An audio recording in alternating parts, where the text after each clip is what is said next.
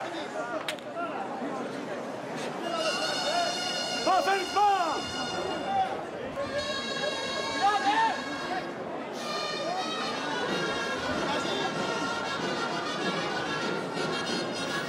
vilafranquins havien reservat energies per afrontar una tercera construcció de gamma extra en la ronda de Pilars.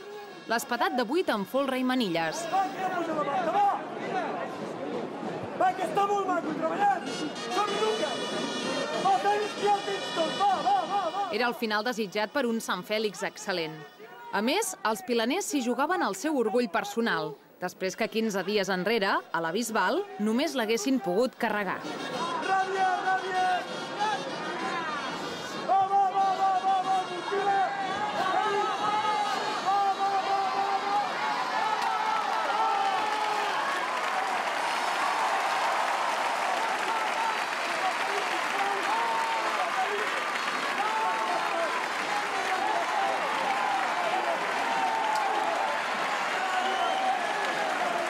I els pilaners i tota la colla van treure's aquesta espina. Pilar de 8 amb folre i manilles i eufòria entre els vilafranquins.